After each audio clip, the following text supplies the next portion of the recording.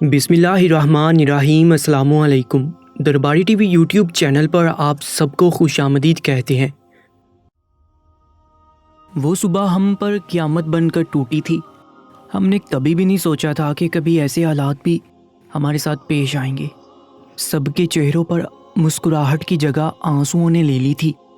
ہمارا دن رات اس کے بعد ایک ہو چکا تھا۔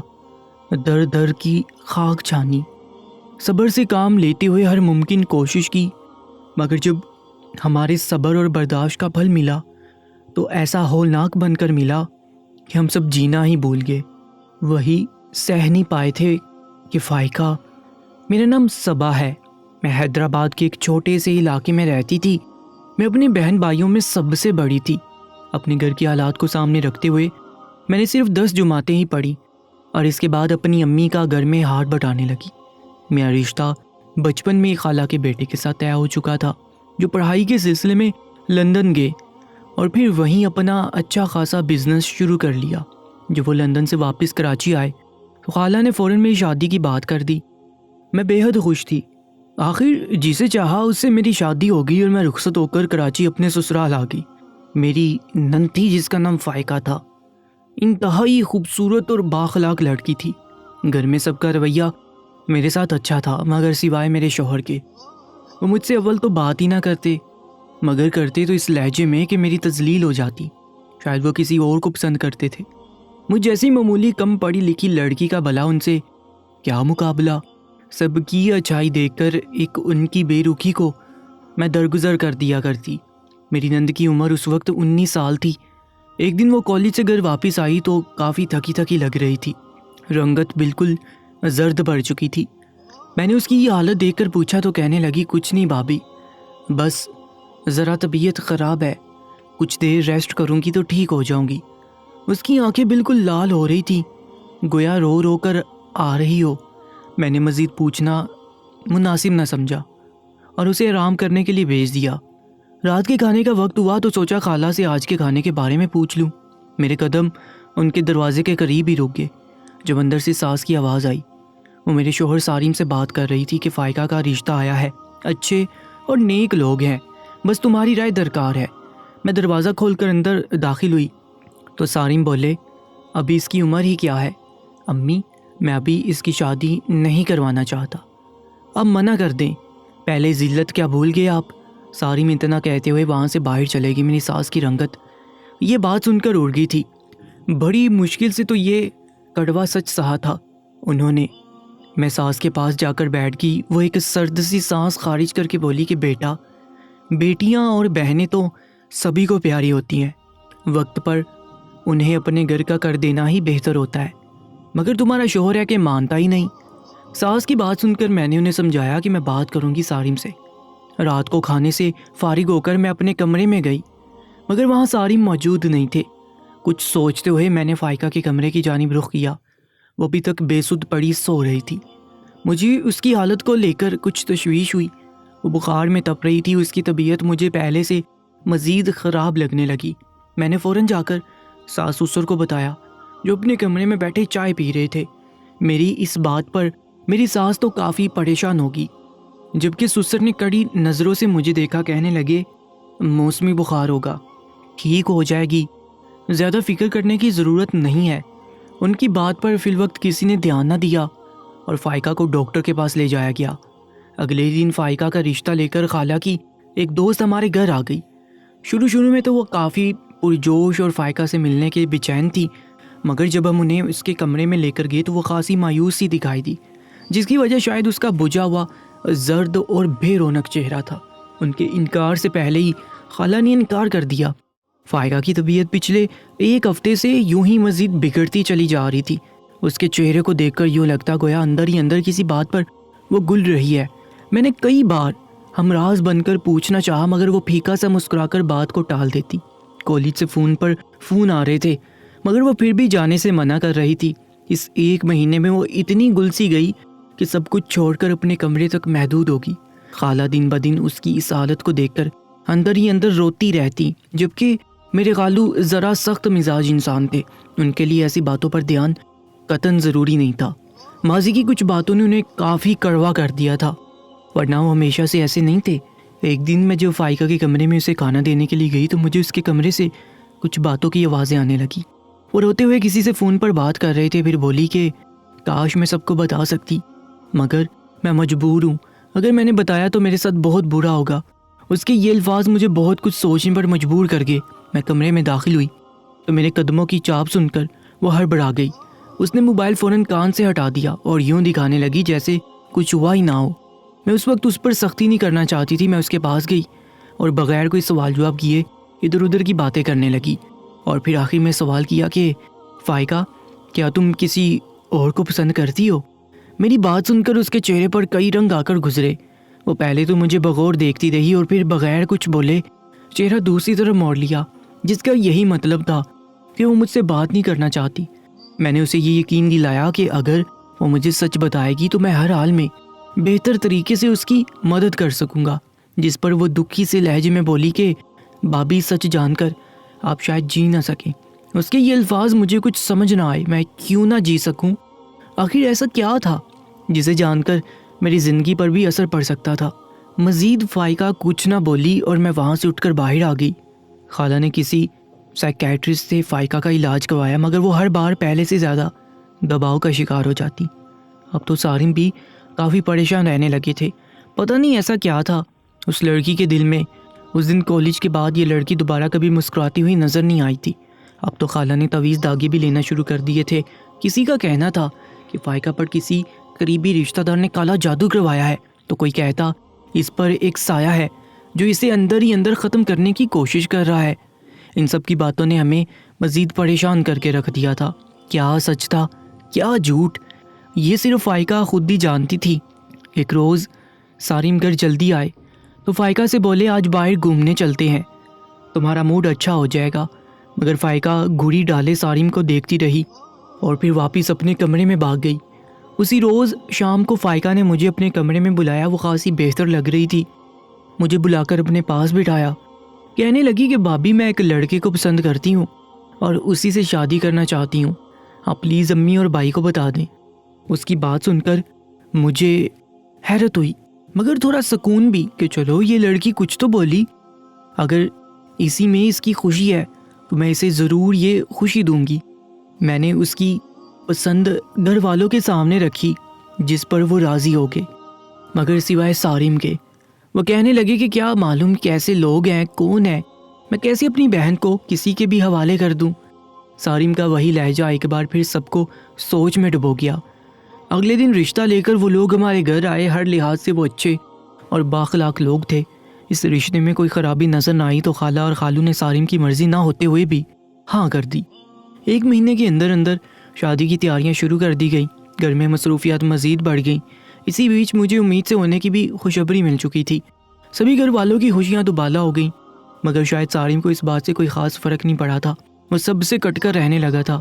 جس دن رشتہ طے ہوا میں نے دیکھا تھا وہ کتنی ہی دیر فائقہ کے کمرے میں اسے ڈانٹتے رہے، یہاں تک کہ ہاتھ بھی اٹھایا، مگر وہ لڑکی بغیر کچھ بولے اپنی بات پر اٹل رہی۔ شادی کے دن قریب آ چکے تھے۔ مہندی کے فنکشن بخیر و عافیت ہو جانے کے بعد آج اس کی بارات تھی، مگر مجھے کسی طور بھی سکون نہیں آ رہا تھا۔ مجھے یوں محسوس ہو رہا تھا گویا کچھ بہت برا ہونے والا ہے۔ کل رات مجھے مایوں کی دلہن بنی فائقہ ایک بار پھر کسی سے فون پر بات کرتے ہوئے نظر آئی۔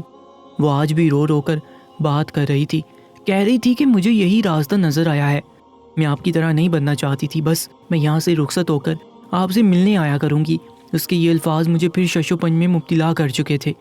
اس کی شادی تو اس کی پسند سے ہو رہی تھی، مگر پھر بھی وہ کون تھا جس سے یہ ایسی باتیں کر رہی تھی؟ میں اس کے کمرے میں گئی اور اس بار ذرا سختی سے پوچھنے لگی۔ مجھے دیکھ کر پہلے تو وہ خاموش ہوئی، پھر بولی کہ میرا نکاح ہو جائے ایک دفعہ، اس کے بعد میں آپ کو سب سچ بتا دوں گی، آپ بے فکر رہے۔ اس کی بات نے مجھے مزید تجسس میں مبتلا کر دیا۔ گھر میں کئی مہمان آئے ہوئے تھے۔ سبھی کو ناشتہ دے کر میں نے اب فائقہ کا ناشتہ ٹرے میں رکھا اور لے کر اس کے کمرے میں جانے لگی۔ مجھے مزید دھچکا تب لگا جب میں کمرے میں گئی، وہاں کوئی بھی موجود نہیں تھا، کمرہ بالکل خالی تھا۔ میرے ہوش اڑ گئے۔ فائقہ اندر کمرے میں موجود ہی نہیں تھی، جبکہ اس کی باقی ساری چیزیں وہیں پر موجود تھی۔ اس کا موبائل فون بھی کمرے میں موجود تھا، فائقہ وہاں نہیں تھی۔ جب یہ یقین ہو گیا تو میں نے سب سے پہلے جا کر سارم کو بتایا۔ وہ چونک کر بے یقینی سے دیکھنے لگے۔ پورا گھر جان مارا مگر اس کا نام و نشان تک نہ تھا۔ ہم سب گھر والے پریشان ہو گئے، سب کے دل دہل گئے تھے۔ ہم سب نے فائقہ کو گھر سے باہر ڈھونڈنا شروع کر دیا۔ سبھی مہمانوں تک یہ خبر پہنچی تو گھر میں ایک الگ ہی طوفان سا برپا ہو گیا۔ جتنے منہ اتنی باتیں، اس کے بارے میں کہیں سے کچھ بھی معلوم نہ ہو سکا۔ سارم کے والد پہلے ہی طبیعت کے نازک تھے اور اب ان کی اور طبیعت ناساز ہوتی چلی جا رہی تھی۔ آخر کوئی چھوٹی بات نہ تھی، یہ سوچ سوچ کر نہ جانے ان کی بیٹی کہاں چلی گئی ہے۔ ہر جگہ تلاش کر کے تھک ہار کے آخرکار ہم اس نتیجے پر پہنچے کہ پولیس اسٹیشن میں ہی رپورٹ درج کروائی جائے۔ پولیس کے ریکارڈ میں بھی فائقہ کو نامعلوم قرار دے دیا گیا۔ فائقہ کا کہیں سے پتہ نہ لگ سکا۔ جان پہچان والے سارے لوگوں کو اطلاع دے دی گئی کہ فائقہ کا پتہ لگائیں، اس حد تک کہ ہمارے خاندان کے رشتہ دار بھی دوسرے شہروں میں جا کر فائقہ کو تلاش کرنے کے نئے سے نئے طریقے آزماتے، اور کہیں سے پتہ نہیں چل پا رہا تھا اسے آسمان کھا گیا یا زمین نکل گئی۔ اس کے ہونے والے سسرالیوں نے الگ کردار اچالا تھا فائقہ کا۔ ہر کوشش ناکام ہوتی چلی جا رہی تھی۔ ریسرچ کے تمام اداروں کو بھی اطلاع دی گئی پر وہ سب بھی ناکام ہو گئے۔ محلے والے عجیب عجیب قسم کی باتیں کرتے کہ آپ کی بیٹی شاید کسی اور کے ساتھ گھر بسانا چاہتی تھی، وغیرہ وغیرہ۔ 2 ہفتے گزر چکے تھے۔ ساس نے بستر پکڑ لیا تھا جبکہ سسر کبھی اس تھانے تو کبھی اس تھانے بھٹک رہے تھے۔ وہی سارم دن رات ایک کر چکے تھے۔ کئی راتیں وہ گھر نہ آتے، ان کی آنکھیں تھکاوٹ سے سرخ ہو چکی تھی، مگر فائقہ تو یوں غائب ہوئی تھی کہ ابھی تک اس کا پتہ نہیں چلا تھا کون تھا، کس پر شک کرتے۔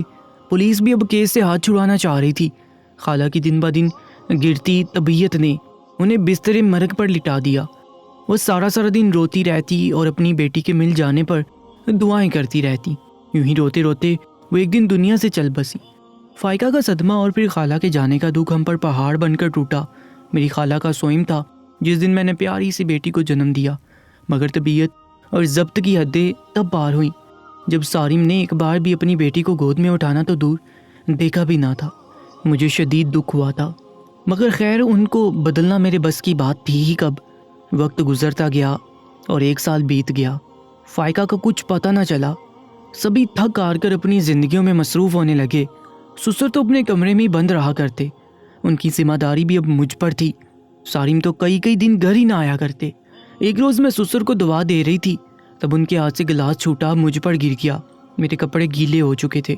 انہیں دوا دے کر میں نے اپنا دوپٹہ جھاڑنے کے لیے سیدھا کیا، تبھی سارم وہاں آ گئے اور پھر جو منہ میں آیا وہ بولنے لگے۔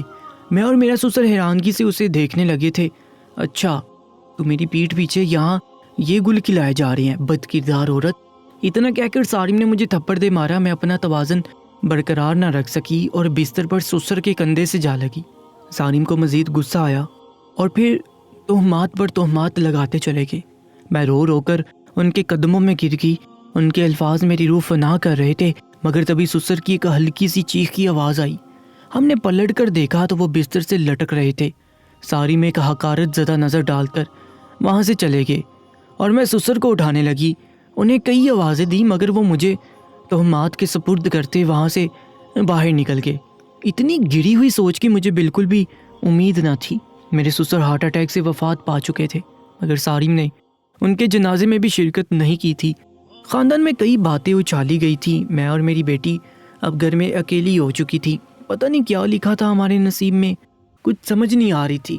کچھ دن بعد میں بیٹی کو ملازمہ کے پاس چھوڑ کر بازار سے کچھ چیزیں خریدنے کے لیے گئی تو وہاں مجھے کالی چادر میں اپنا آدھا چہرہ چھپائے ایک لڑکی نظر آئی۔ اسے دیکھتے ہی میں پہچان چکی تھی۔ اتنے سالوں بعد بھی وہ بالکل نہیں بدلی تھی۔ میں نے جلدی سے اس کا پیچھا کرتے ہوئے اس کو آواز دی، ماریا رکو، میں ہوں صبا۔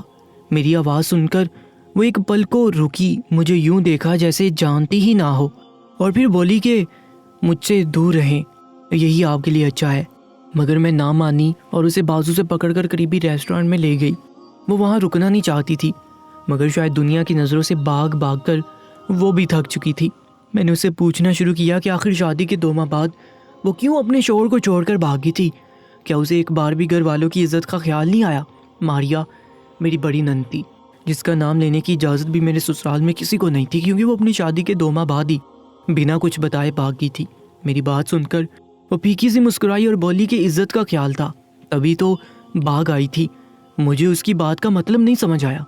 میں نے اس کے آگے ہاتھ جوڑے کہ خدا کا واسطہ ہے بس کرو، اس رازداری کو پہلے تم اور پھر فائقہ دونوں ہی اپنے ماں باپ کا تماشا بنوا چکی ہو۔